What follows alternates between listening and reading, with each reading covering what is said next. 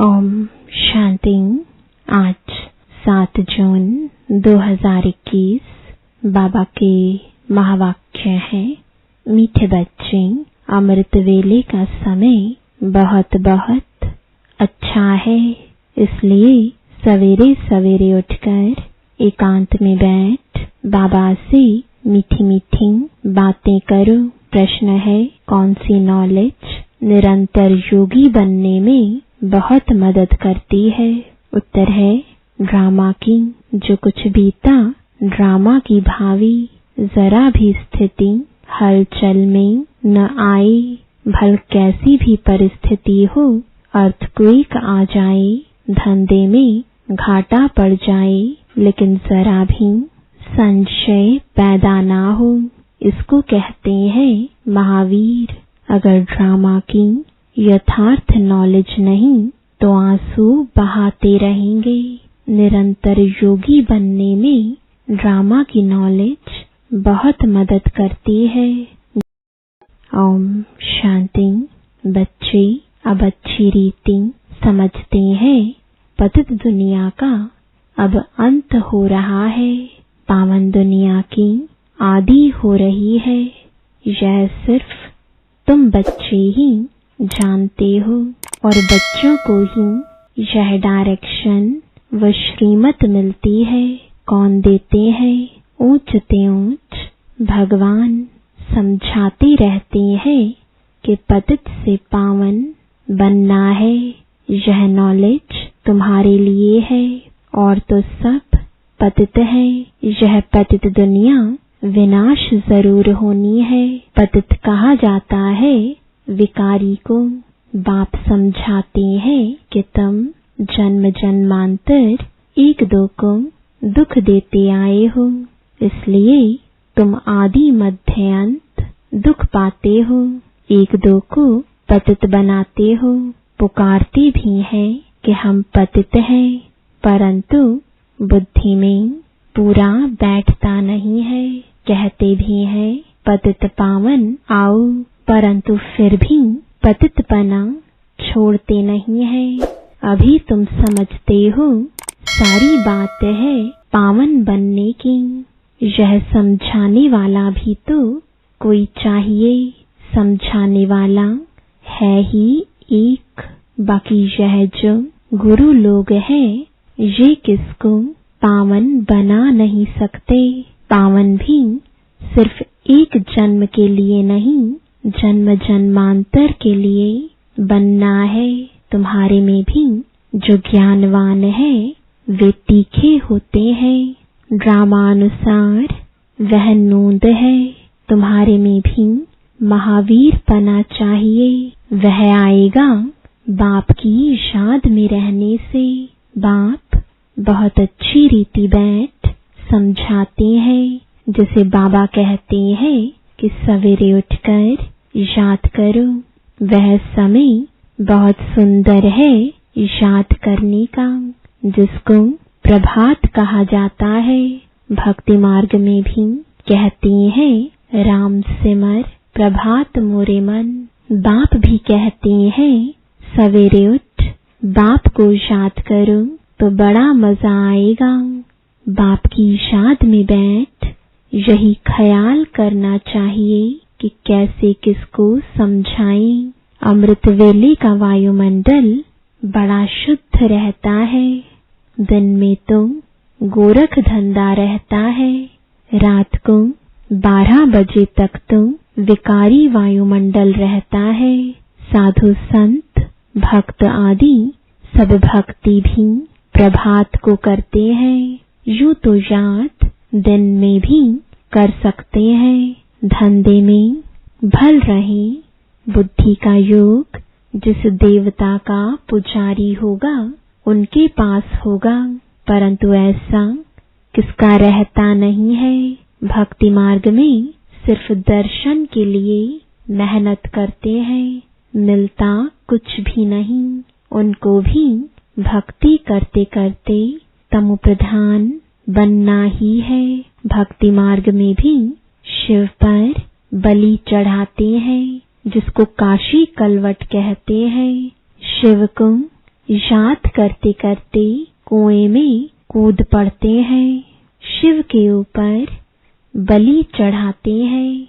वह है भक्ति मार्ग की बलि, यह है ज्ञान मार्ग की बलि।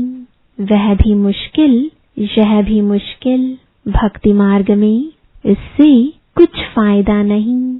यह जैसे आत्मा अपने शरीर का घात करती है, यह कोई ज्ञान नहीं है। वह भी कह देते आत्मा सो परमात्मा। आत्म अभिमानी तो एक बाप ही है जो बच्चों को समझाते हैं कि परमात्मा तो मैं एक ही हूँ। हम आत्मा सो परमात्मा कहना यह बड़े ते बड़ी झूठ है, यह तो हो नहीं सकता। बाप कहते हैं मैं आता ही हूँ पतितों को पावन बनाने, सो पावन बना रहा हूँ। बाकी तो ड्रामा में जो होना है सो होगा ही। समझो, अर्थक्वेक होती है, छत गिर जाती है, कहेंगे भावी कल्प पहले भी ऐसे हुआ था, इसमें जरा भी हिलने की दरकार नहीं।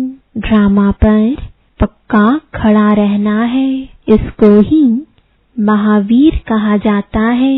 एक्सीडेंट आदि तो ढेर के ढेर होते रहते हैं, फिर किसकी रक्षा करते हैं क्या? यह तो ड्रामा में नूंद है। ऐसा ही ड्रामा में पार्ट है। जो ड्रामा को नहीं जानते वह देह को याद कर आंसू बहाते हैं। वह कभी शिव बाबा को याद नहीं कर सकते, क्योंकि शिव बाबा से प्यार नहीं है, सच्ची प्रीत नहीं है। बाप के साथ तो पूरी प्रीत होनी चाहिए। शिव बाबा के साथ प्रीत बुद्धि तुम कल्प कल्प बनते हो। देवताओं की बाप के साथ प्रीत बुद्धि थी ऐसे नहीं कहेंगे। उन्होंने इस प्रीत से वह पद पाया, वहां तो मालूम भी नहीं रहेगा। सारे कल्प में तुमको शिव बाबा का पता भी नहीं रहता है जो प्रीत रख सको। अभी बाप ने अपना परिचय दिया है। अब बाप कहते हैं कि और संग तोड़ मुझ एक साथ जोड़ो। यह विनाश काल तो जरूर है, यह भी तुम बच्चे जानते हो। मनुष्य तो बिल्कुल ही घोर अंधियारे में है। तुम अभी समझते हो हमको तो बाप से पूरा वर्षा लेना है। याद बगैर सतप्रधान नहीं बन सकेंगे। सर्जन बन अपने रोग को देखना है। श्रीमत पर देखना है कि हमारी बाप के साथ कितनी प्रीत है। अमृत वेले ही बाप को याद करना अच्छा है। प्रभात का समय बहुत अच्छा है। उस समय माया के तूफान नहीं आएंगे। रात को 12 बजे तक तपस्या करने का कोई फायदा नहीं है, क्योंकि टाइम ही गंदा होता है, वायुमंडल खराब रहता है। तो 1 बजे तक छोड़ देना चाहिए। 1 के बाद वायुमंडल अच्छा रहता है। बाप कहते हैं अपना तो है ही सहज राजयोग, भल आराम से बैठो। बाबा अपना अनुभव भी सुनाते हैं, कैसे बाबा से बातें करता हूँ। बाबा कैसा वंडरफुल यह ड्रामा है। आप कैसे आकर पतित से पावन बनाते हो, सारी दुनिया को कैसे पलटाते हो। बड़ा वंडर है। जैसे बाबा को ख्याल आते हैं वैसे बच्चों को भी आने चाहिए।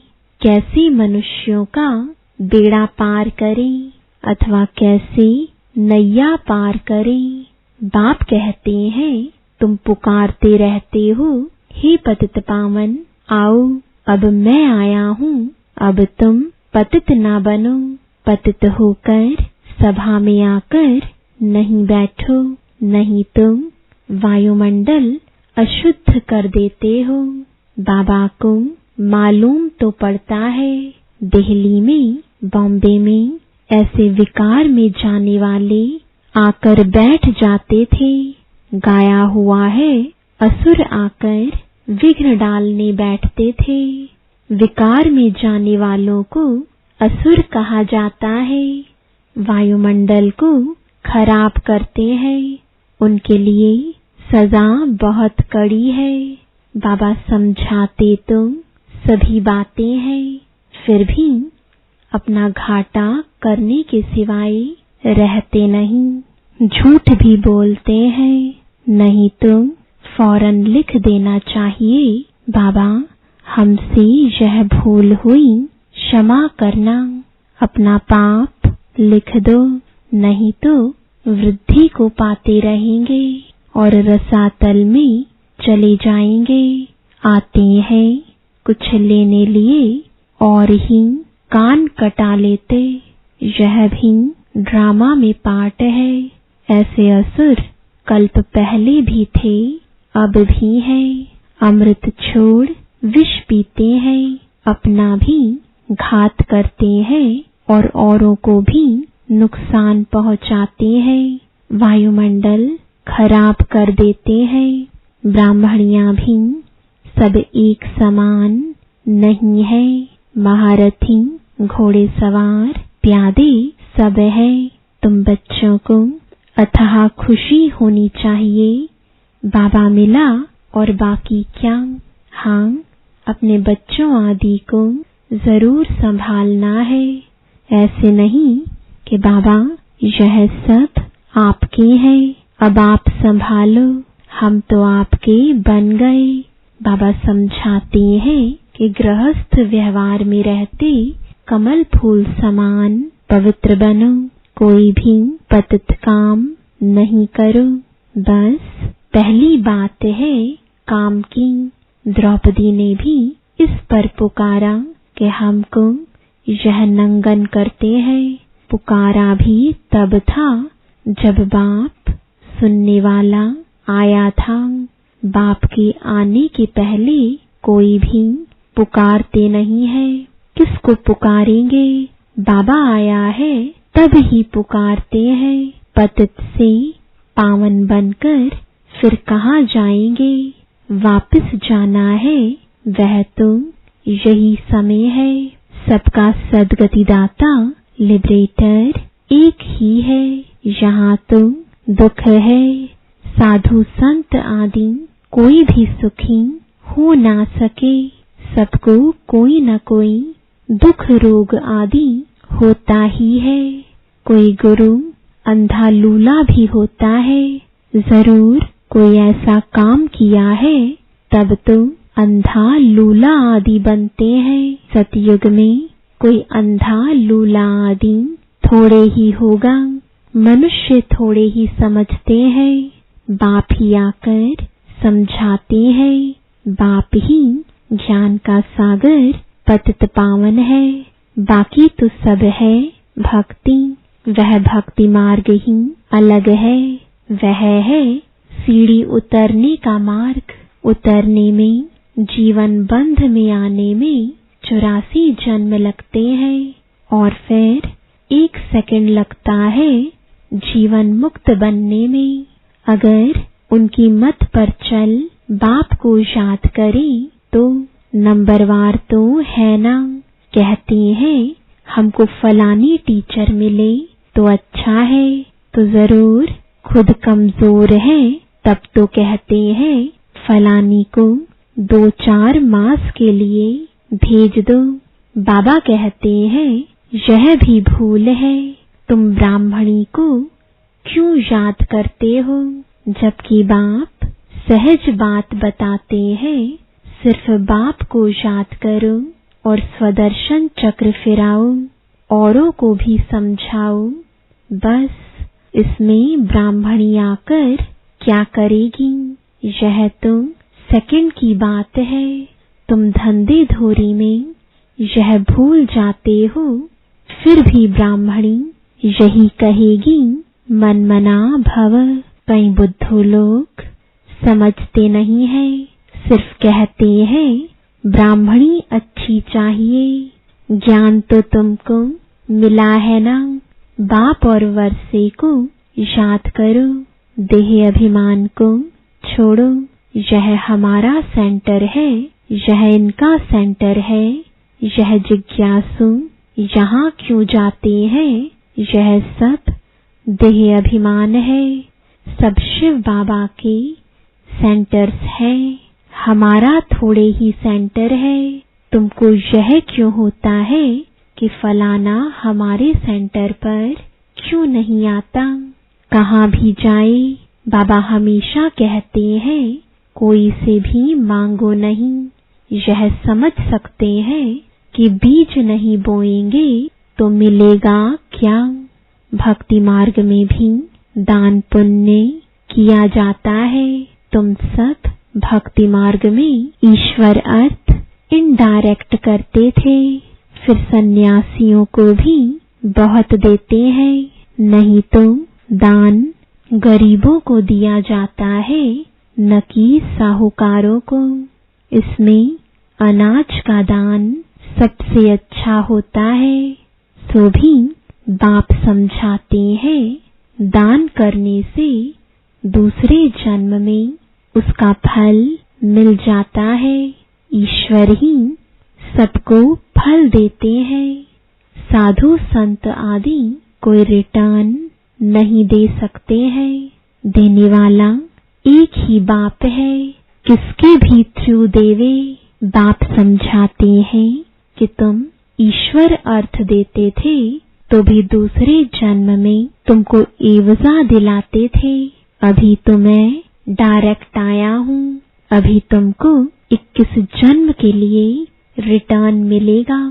फिर तुम मौत सामने खड़ा है। भक्ति मार्ग में तुमको ऐसे नहीं कहते थे कि मौत सामने खड़ा है इसलिए अपना सफल करो। नहीं तो अब बाप समझाते हैं जिसको भी चाहिए यह रूहानी हॉस्पिटल खोल दो। कोई कहते हैं मकान बनाएं, उसमें यह हॉस्पिटल खोलें। बाप कहते हैं आज मकान बनाओ और कल मर जाओ तो यह सब खत्म हो जाएगा। शरीर पर भरोसा नहीं है, जो है उसमें ही तब तक एक कमरा रख दो जिसमें रूहानी हॉस्पिटल, रूहानी कॉलेज बनाओ।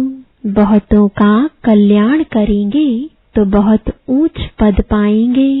अच्छा, मीठे मीठे सिकिलदे बच्चों प्रति माता पिता बाप दादा का याद प्यार और गुड मॉर्निंग। रूहानी बाप की रूहानी बच्चों को नमस्ते। रूहानी बच्चों की रूहानी बाप दादा को गुड मॉर्निंग और नमस्ते।